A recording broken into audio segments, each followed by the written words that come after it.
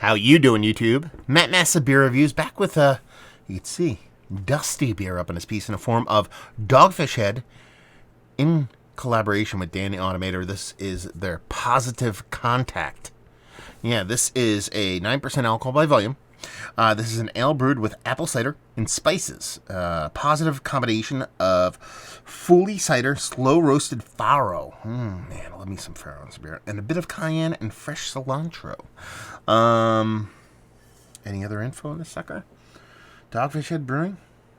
Blah, blah, blah, blah, blah. And I don't know if you guys will be able to make that out. Right on the neck there. Yeah. 2014.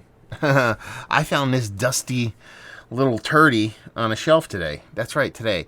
On the 11th, or the 17th of November, 2021, I found this beer on a shelf. So you're talking about essentially, was it? I don't know. I can't make the month out. It looks like 30308, doesn't matter.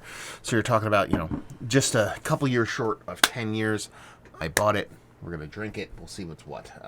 I've had this beer before. I probably had it when it was originally released. I believe they released this more than once. I could be wrong. But honestly, I'm just, anytime I find like old Dusties, I'm going to buy them. And I'm going to pour them like a dum-dum. And I'm going to review them. What was the other thing I was going to say? Oh, farro. I love farro in beer, and you see actually a decent amount of people kind of use that as an ingredient in beer today, but I mean, God, Dogfish had to be one of the first ones to do it, I would imagine, at least in the States here. So label-wise, it's pretty cool, you know what I mean? Pretty, kind of album cover-esque kind of in vibes, which kind of makes sense with Danny Automator. What is it? The Gorillas, he actually did, what was it called? Charo or something. God, I forget the name of it. He did like a collab thing with Mike Patton. Mike Patton's my favorite artist of all time, so kind of makes sense.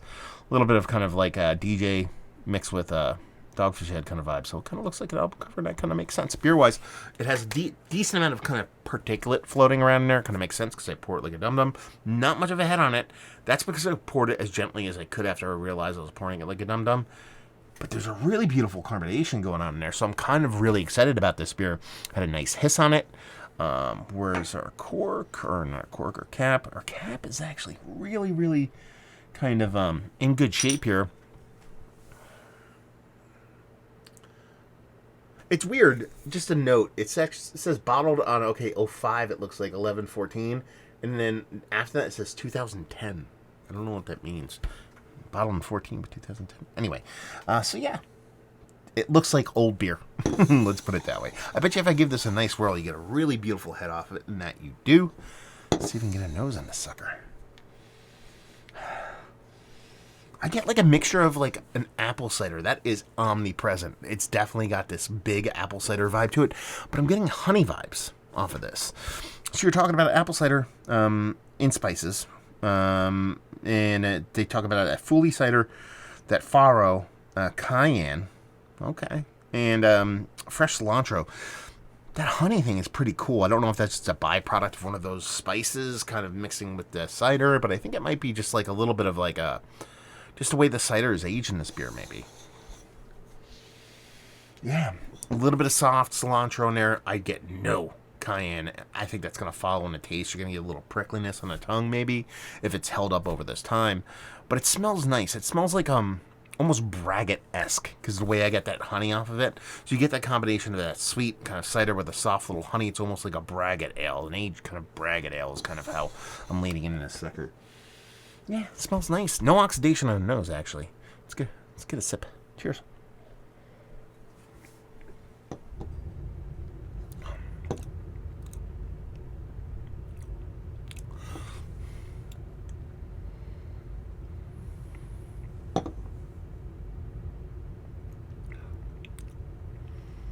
I like that. I like it. It's not blowing me away. It's kind of cool. It reminds me very much of like the way it drinks. It reminds me of a Belgian Golden Ale, Belgian Golden Strong. Alcohol's beyond well hidden here. You're not really getting any big alcohol off this. Not that I expected it to be kind of hot after all this time. But you're drinking something with a little bit of oomph to it because of the way the beer kind of drinks. It's a little bit flabby, a little bit kind of like buttery, maybe even a little bit kind of like Jamaican rummy as far as mouthfeel goes. So I'm not going to sit here and say I'm like going bonkers for the mouthfeel, but I can get that a lot in kind of aged Belgians, golden ale, strong golden ales, Belgian triples, and that's kind of why I think I'm leaning into that as far as a descriptor. There's a honey vibe in here without a doubt. I'm surprised there isn't honey in this. It kind of blows my mind that there's no honey in it. And honestly, I'm really surprised that a lot of these spices really do come through. That cayenne is there.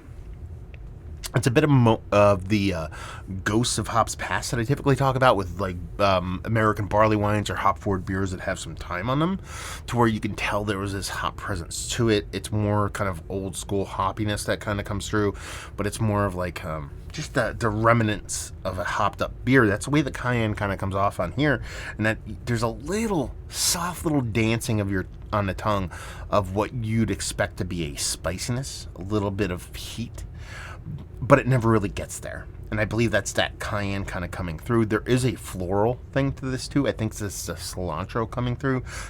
People with cilantro, your coriander, kind of, you're talking about, some people go soapy, some people go floral. I'm one of those people who go floral, so it has this big kind of floral component for me.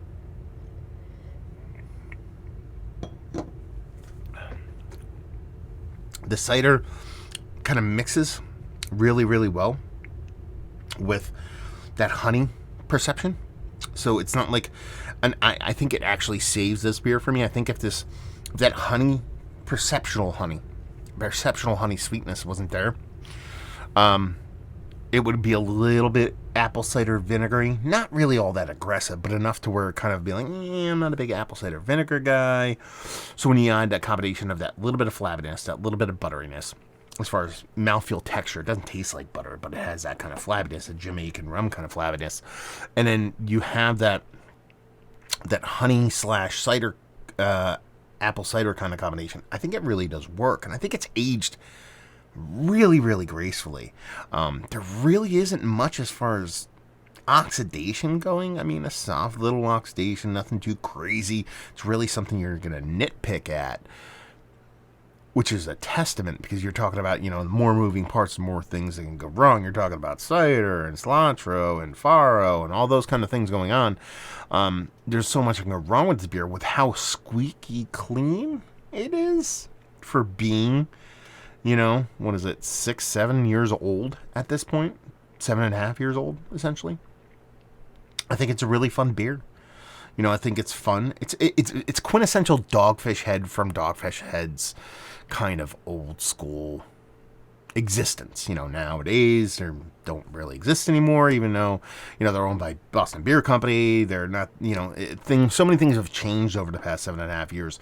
This is pretty much wheelhouse for Dogfish Head. You're talking about back then and from when they started, essentially, which is just being all the fuckduggery when it comes to beer. And while this isn't the most wild concoction they'd ever come up with, I think it's one of the more... What's the word I would put on this? I have it on the tip of my tongue. Let me take another sip, maybe it'll come to me.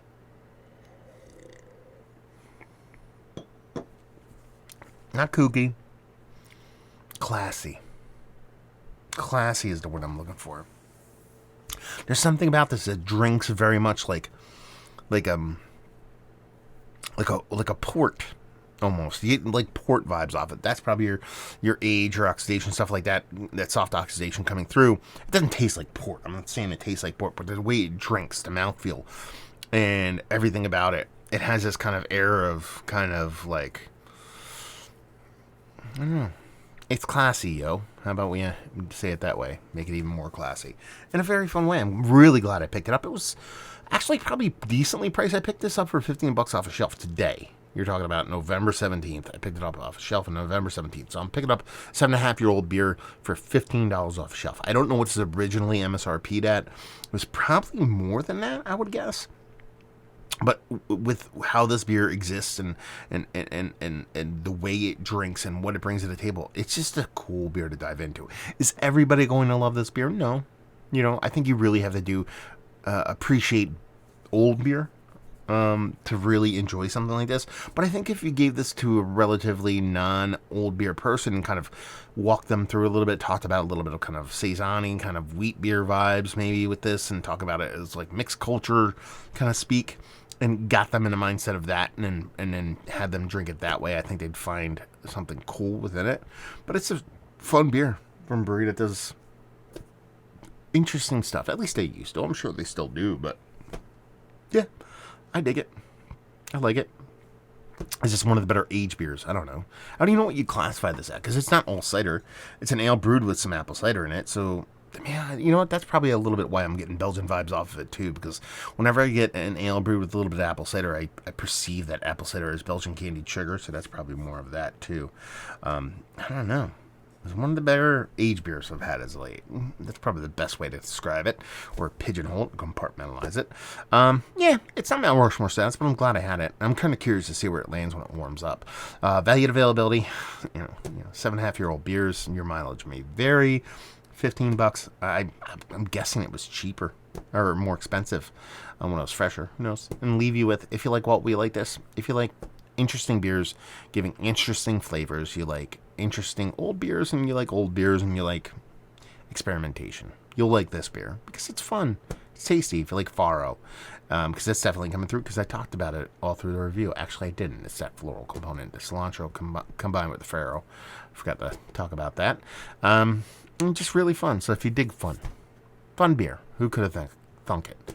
Beer is fun. You'll dig this. So there you go. Hopefully you guys enjoyed our review. Down there if you want to talk about it. Massive Beers if you want to check me out doing the social media stuff. Beer Massif. Podcasting stuff. Hopefully you guys enjoyed our review. Hopefully enjoying a little bit of aged beer right now. Hopefully see you next time. Cheers.